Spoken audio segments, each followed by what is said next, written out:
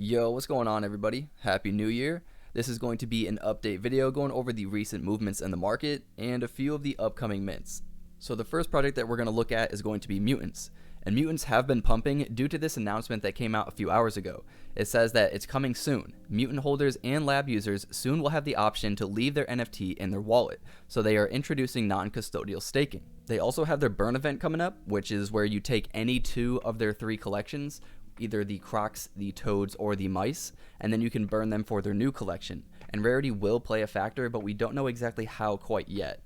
Also, you will have to spend a little bit of mutant token in order to burn your Crocs, your Toads, or your Mice, so the mutant token is also pumping in anticipation. We also have Weirdoz, which just sold out yesterday, and is currently sitting at a 175 floor. It was at 200 when I woke up this morning, so we'll see if it can go back up. But Weirdoz has some really cool art and utility via staking.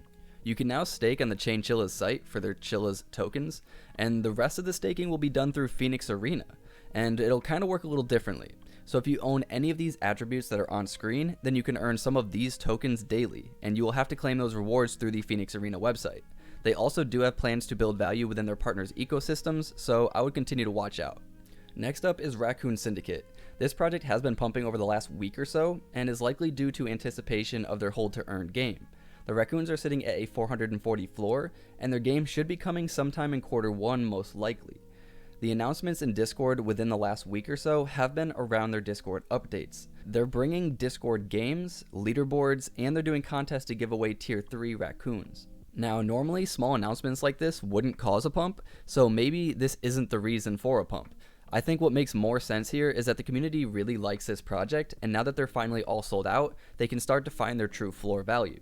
Now, Ape Society never stops pumping, so of course you have to have them on the list, but last time we spoke about apes, we saw that they announced their crafting and their token distribution to 2 of their districts, but 2 weeks later they now have a new all-time high of their cabin floors of 1100, and we also have their factory announcement from the beginning of December. Not sure when, but eventually we will have their first Web3 company minting through the factory called Pioneers, which is a 3D collection that aims to bridge the digital and physical world. Their trailer looks badass, and I'm wondering if all the cabins in the factory district will potentially get a whitelist spot as well. So I'm going to skip over KWIC and Cardano Crocs Club just because I spoke about them last video. But Quick is at a 470 floor, and Cardano Crocs Club, they were actually at a 2K floor, but they've fallen down a little bit to about 1600. So the next one is going to be Spacebudz, and Spacebudz continue to see solid volume. It's not much of a floor pump, but the rest of the project is continuing to pump. I believe that Spacebudz will see a pump soon enough on their floor due to their new art coming out and the new artist coming closer and closer to the finished product. Now, I spoke with Cleanup the other day because he bought another Spacebud, so I was like, let me check their Discord and see if it might be a good time to buy. And what I noticed was a really healthy conversation throughout the Discord. They were speaking about the art traits and what they liked and what they didn't like, and it seems to me that everyone was having a good time. They weren't being yes men either. It was a very healthy debate, so that makes me happy, and I may have to buy a Spacebud while I can. I think that the previous art FUD, due to certain traits being copied, may have actually been a great thing for people who missed out. So they are now decently priced and have been for months, but I do think that they will pop off at some point, and we'll eventually look back and be like, dang, I should have bought one at 4,300. Next up, we have Raging Teens, and they've pumped a lot. I don't actually know what their floor was yesterday, but today it's 109, and when I first started making the video, it was 90. So who knows what it's actually going to be by the time this video comes out. But they had an announcement today talking about in a week they're going to have a big announcement coming, and I believe that this will have to do with their upcoming 3D collection. In their Discord, it states that their 3D collection is next on their roadmap, and they also showed a sneak peek of some of their art on Twitter, so I'm fairly certain that it's the 3D Mint. This is an art-based project, and they do plan on having some clothing line coming sometime in the future, but I'm not a huge art project investment type of guy, so I'm probably going to be in the sidelines for this one. The next one is Tavern Squad, which pumped, I believe they were at like 100, maybe sub 100, all the way up to about a 420 floor in the last week or so. So they are down from their all-time high, but I mean, they're still pretty high up. Now, Tavern Squad has their raids out and their website working to earn your fragments, and then you can spend a certain amount of fragments to earn more fragments and do larger raids. So you'll be able to take some of these guys, build your own teams, and then go do some raids. They also announced raid IDs, which are coming tomorrow, and Depth 2, which is their second raid. That's going to be launching on the 10th.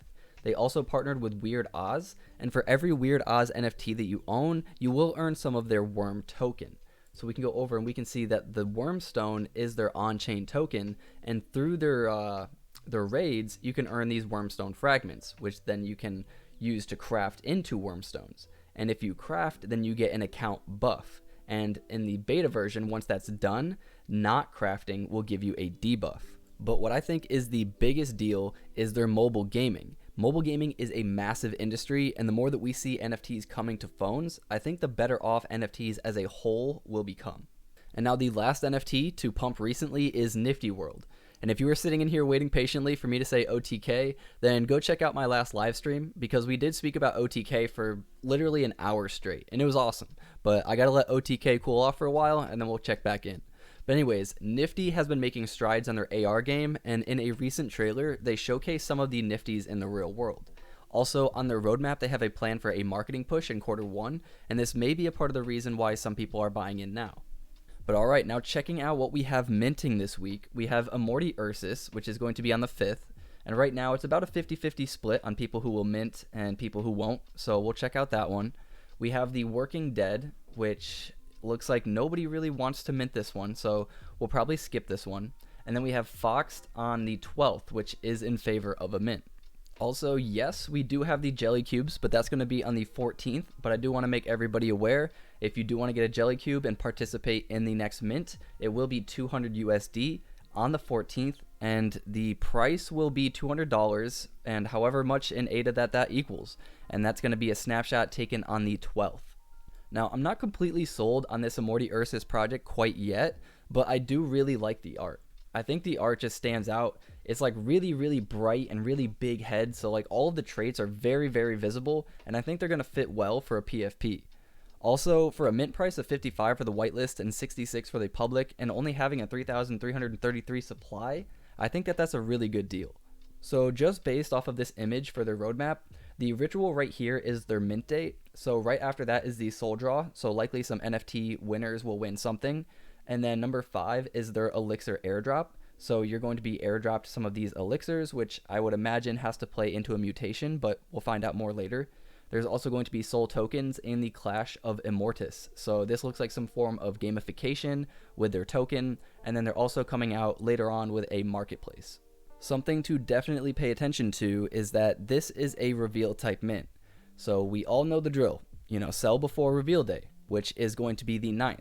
And I'm not saying this means that this is going to be a bad project, but what I'm saying is usually the price dips after reveal and you can buy back in if you believe for the long term. Not financial advice, but something that you should pay attention to. And the next project is Foxed. Now, Foxed has a 5,555 supply for 135 ADA.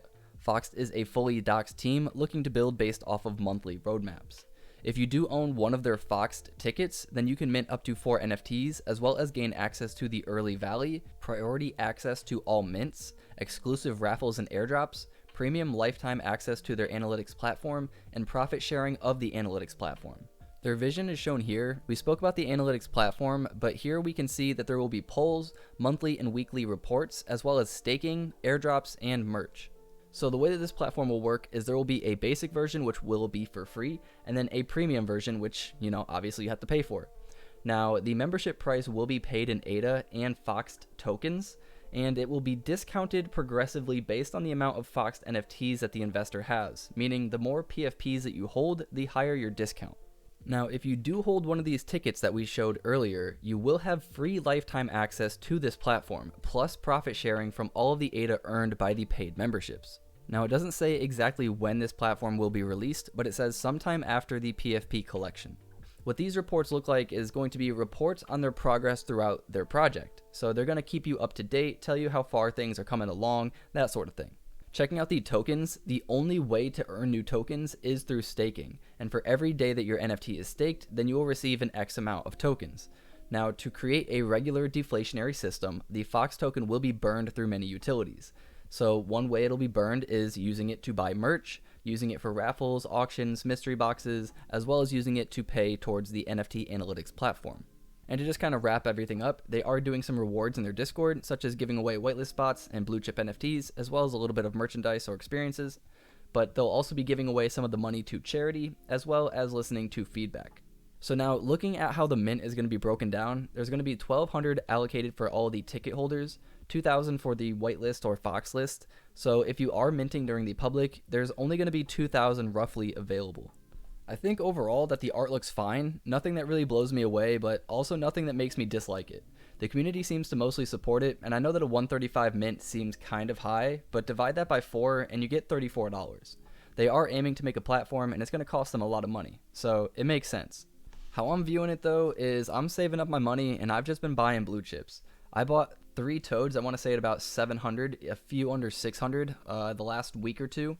And that's kind of been my plan, just to continue to buy blue chips. When there's hype mints, then I'll definitely mint those because I think some mints are just definitely worth it. But then when I flip, I take that money and I put it right back into blue chips. And it's been working out pretty well, so that's what I'm going to continue to do. That's what I think is working the best right now. And I do think in January and February, we will have some mints that we absolutely have to mint, such as Jelly Cubes and Goombles and Alley Cats, and we'll probably have a bunch more. But for my plan for this week and the next week is to probably just continue to accumulate some blue chips. But anyways, guys, I appreciate you all for watching. If you could give me a like and subscribe, it really help out the channel. I appreciate you guys. But remember to get outside, see your family, see your friends. We're here to make more money so that we can spend more time with them. Until next time, guys, peace. I get it like a G, but it never came easy. You got me coughing up a lung, I wish I rap like Wheezy. I keep my pace, so I'm sorry that I'm breezy. Keep my sneaks laced, cause I can't afford Yeezys. I don't want the gold, give me BTC. Y'all be acting crazy.